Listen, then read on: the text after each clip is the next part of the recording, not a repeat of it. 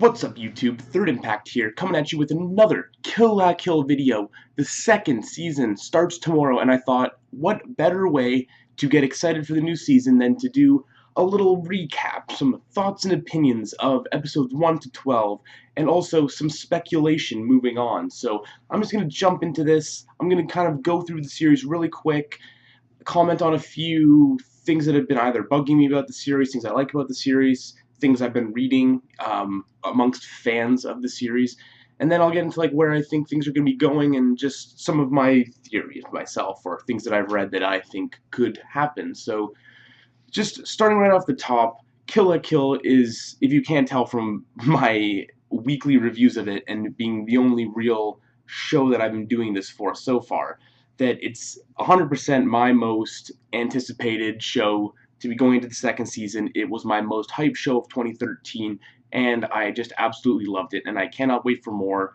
It's just so entertaining. Like, it totally impressed me, and I didn't know what to think. I was really excited about the series from the studio that was going to be making it and from the few things that I saw beforehand, but even once it started in episodes 1 and 2, I wasn't 100% sold on exactly where it was going to be going or what kind of show it was going to be. And I really wasn't that big fan of like the fight school sort of anime or like battle school genre with like Tenho Tenge and Ikitosen and all those sort of shows. They never really did it for me, but this show is most certainly in that category and then some, and it takes it to the next level with just its ridiculous humor and its stylish animation. It's just so tongue-in-cheek and self-aware that it's just hilarious. I just love that kind of thing. You got it in Gurren Lagann as well as many other series by that studio. I'm not sure if any of the studio members from Panty and Stocking are also working on this one. Possibly not. I'm not sure about that, but you can just see those sorts of shows just leaking through into Kill La Kill all of the time, and the soundtrack is amazing. I know I've already talked about the soundtrack in length for one of my moments in 12 Days of Anime, but that soundtrack is just so amazing, and my opinion on it's only gotten stronger since making that video. There's so many other great songs on it. There's just so much variety to that soundtrack. It's just absolutely ridiculous. Um, Before I get into the actual episodes, one thing that I always seem to find popping up on forums, on comments, everywhere for Kill La Kill, is people commenting about the fan service and having problems with it, or saying that, like, no matter how you look at it, it's still such a trashy show with its fan service and all of this sort of thing, and that it pulls it down, or they wish they could tone it down. I'm sorry, but those people really, I don't know if it's maybe that I'm an older anime fan and that I've seen more shows that this sort of show is making fun of and using tropes from, but the way that it handles fan service is amazing. There is absolutely nothing wrong with how this show handles fan service, and it has some of the best fan service I have seen in an anime since I don't even know when.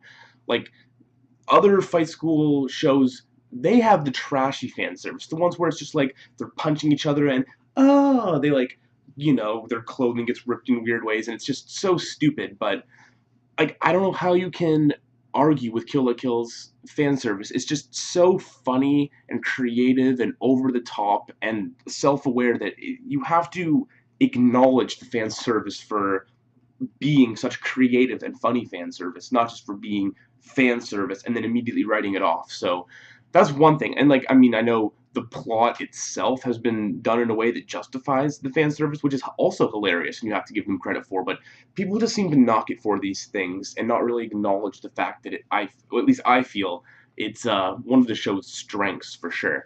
So just going through the show quick, episodes 1 and 2, great episodes. They really set up the tone of the show, but at the same time not really getting too thick into it. So by 1 and 2, you're kind of just being thrown a lot of things at you quick. They're just dealing with those 2 stars, and you're like, all right, is this what the show's going to be? She's going to be fighting a 2-star every episode. This could be boring. This could not be interesting. But that was one of the things about Kill La Kill, was I found every single episode, it found something to do or some way to one-up itself, change itself up, surprise you or impress you in some way, every single episode. So after those first 2 like establishing episodes, which really brought you into the world, started introducing you to all these concepts of life fibers and the school, Hanaji Academy, how these uniforms work, how Lady Satsuki rules. You're given episode 3, which was just an amazing, amazing episode. This is where Satsuki really shone and really stood out to me as a sort of Vegeta-like character in the show, where she's an antagonist but not quite a villain. She is just so badass. She dons her Kamui Jinketsu and is just crazy. You get like a final battle in episode 3. It's almost like episode 12. They could have just saved that sort of thing for episode 12, but then they took episode 12 to a whole other level. So it was amazing that they had such a sweet episode in the 3rd and really got people hooked with that show, with the action, with the progression, and how things would just escalate. So that was amazing. Episode 4, hard to judge episode 4. It was a funny episode. They really pushed the humor side of things and how funny the show can be, but really downplayed the action, so it was smart of them. Episode 5, we're introduced to Sumigu Kinagase, who was the redheaded Mohawk member of Nudist Beach. In this episode, we were really shown how serious the show can get in tone at times, with him revealing to Ryoko Matoi that she had a loved one who was consumed in the same way we have Ryoko being consumed in episode 12. Yet she died and he lost her, and this is why he is, or at least one of the reasons why, he is so against clothing, or at least concerned for Ryoko, for it consuming her. So that episode was actually very serious, between him shooting Senketsu, and like, it was so strange, combining just the ridiculousness of the situation with the seriousness of the situation, creating humor. But also, we see Mako barge in for one of her speeches at a very, very intense and serious moment, even more so than in episode 3, I find, with Lady Satsuki, even though that was also a great one. And that was another thing with Mako. Earlier on, she seemed a little bit irritating, and these speeches were one of those things where it was like, really, like, is this what we're going to be doing all the time? But I feel as though each time there was an intense situation where it was interrupted with a speech from Mako, it was every single time more intense or more serious or more crazy than the last time. So I felt like Mako's character really became justified and was really getting some hilarious lines off, especially by the end of these first 12 episodes. She really became a hilarious character, and with 3 stars. I mean, I haven't gotten quite there yet in what I'm talking about here, but with her interacting with the 3 stars, that stuff was just hilarious. So really enjoyed where Mako's character went. She was really, really good. And episode 6 was just when Sanagiyama fights Ryoko. That episode was also a crazy intense episode. It showed how intense the action can be, and how Ryoko's not just going to be able to win all these fights super easy, and that you shouldn't underestimate the 3 stars. Also started introducing us to flashbacks with Lady Satsuki and meeting all of these 3 stars, which becomes pretty important as these episodes go on. Episode 7 was a great episode, both for just world building and showing the lifestyle change between going from a no star to becoming a 1 star, which was absolutely insane. But it's really cool to see how that works. It was an interesting commentary on materialism and all that, and also with Mako becoming head of the Fight Club. That obviously came full circle with Ryoko snapping her out of it, and then at the end of episode 12, so that was very important. Now, episodes 8 to 10 are probably, in my opinion, the weakest part of the series. They're still good, but they were more heavy on the action and just progressing the stakes, I guess, between her moving through the 3 stars and getting to the end of that whole sort of thing, setting up this battle royale thing, which apparently was all about them doing research and getting power-ups for the next part. So, whatever. Episodes 8 to 10 were good episodes. They just weren't the best episodes by any means. And finally, episodes 11 and 12 were just absolutely fantastic episodes. Episode 11 was just crazy, crazy, crazy twist at the end. Harume Nui's introduced, and then episode 12 was just absolutely insane. Loved that episode for so many reasons. Sorry guys, I have a bit of a sore throat. Woo! My throat was so sore. Anyways, moving past just going through the episodes and sort of just picking apart little details, things that have stood out to me so far. Harume Nui being introduced in just episodes 11 and 12. Harume Nui, this might sound a little sick of me, but already one of my favorite characters. I know she's a complete psychopath, but to me, that's what makes her very, very interesting and very intriguing.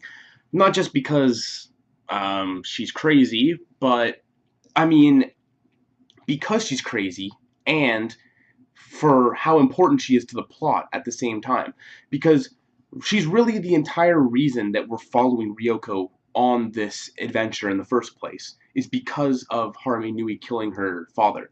Now, she was sent to do it by Lady Satsuki, but it is still this person that Ryoko has sworn vengeance on. And she's just completely unpredictable. I still have no idea what her deal is, what she's doing, and every single time she's on screen or gonna be in a situation from now on, I'm gonna be on edge because you have no idea what she's gonna do. And they really, I feel, played up the whole ultra fascist regime sort of world that they're living in. They did it twice in the first two episodes while Mikisugi was teaching them in class an alternate World War II history. But then since then, they've really downplayed it and not mentioned it a whole lot. It's more just been shown through the world that they live in. But those two were pretty blatant references, and I feel Harame Nui is that sort of idea and that darker side of this world being personified in a character. Lady Satsuki, sure, she's like the ruler kind of character, but she knows she's not pure evil. Harame Nui is completely an evil, despicable human being, and it's going to be crazy, I feel, some of the stuff that she does or that she's involved with later on. So, very strange character for them to introduce, and going to be very interesting to watch as the series progresses. Lady Ragyo, she has those weird star scars on her back. She's the big boss, I guess. We really need to learn more about her. We don't know enough. She didn't care that Harame Nui was at Hanaji Academy, so she seems more powerful than her. We're gonna have to see, though. There isn't a whole lot to say on Lady Ragyo right now. Junketsu. Should we feel bad for Junketsu? He's a Kamui, and does he have a personality, possibly like Senketsu? Why does Senketsu have a personality? And I'm going to be getting to that a little bit later with a theory that I read relating to Senketsu, which I feel is true. But does Junketsu have a person or personality or something infused with him? If not, is he still free thinking? Can he speak? In episode 6, we see Satsuki has him like pinned behind glass and he's trying to get free. Is that because he's really evil or because he's just being subjugated by Lady Satsuki? We don't know. What are life fibers? Life fibers are an interesting one. They seem to give life to clothing, but we only really see it manifest in Kamui's. Do two stars have they're made of life fibers, right? They're made of 20% life fibers, but they don't really show any signs of life. But I believe life is still present in there. When we see Lady Ragyo saying, "Which of you will adorn me today?" to all of her clothing or whatever, we see them kind of move a bit. We hear them make some like whispering or like laughing sounds. Are those all Kamui's, or is that just showing that she has an affinity with clothing where she can communicate with life fibers, regardless of how many there are? So I find that very interesting. This ultra-fascist regime uses clothing to subjugate its people, while Nudist Beach fights to free them from clothing. Why is this? In our world today, a lot of clothing is made in third world countries and the like. I don't know how heavily you should be reading into where Kill la Kill takes it, but I mean, from what other anime I've seen, could it relate to suffering on some level in some way, creating these life fibers, and then this, Lady Satsuki's family, the world that they're living in, use this to their advantage? Because there seems to be life in them that you should acknowledge and care for, but I don't think clothing just lives on its own. That essence has to come from something, and we haven't been shown that yet. Also, with Nudist Beach fighting for freedom of clothing, are they trying to say something like clothing is not necessary? That only humans or something has the will to create clothing and cover the human body in some way? I don't know if they're trying to go at it with that angle somehow. Going back to Kamui and Senketsu, this one theory I read was that, I mean, this isn't like a spoiler because this is just a theory. The show isn't done, but it seems very legit. So, I mean, if you don't want to hear a theory that could be true, don't listen. But that Senketsu is Ishin Matoi's soul sealed within it, which is Ryoko's father, which would lead to very, very interesting revelations reactions to things, how they would deal with things, how they would even treat that, how they would portray that. It seems very strange, but at the same time, very, very possible. He has memory loss. He doesn't know everything. One of his eyes is missing. Ryoko's father has an eye patch. Harume Nui didn't discover the Kamui. She only found the Basama blade, the scissors. And we see her defeat Ishin. We see Matoi see him take the scissor or whatever and chase after Harume. She leaves the building and then the building catches fire and explodes. So I assume that in that time Ishin went down to the lab and put the last of himself into Senketsu and then waited for it to be brought back to life through her blood. So I don't know. I feel like that's going to be something that's going to come up. I'm not sure when it's going to come up, but that'll be an interesting reveal, and it'll be very strange how they deal with that. So I'm looking forward to that. Honnouji Academy being a mech or a giant uniform, that I've seen that theory going around all over the place. I felt like it was possibly true for a while, but didn't necessarily want it to go that direction, and now I'm feeling more so like it might not be going that direction, because if they were going to be doing that, it seemed obvious enough early on that they would want to have done it in episode 12 or by episode 12, and also the fact that those stone pillars pierced it, no problem, when they were all pushed back from Lady Satsuki and Berserker Ryoko fighting.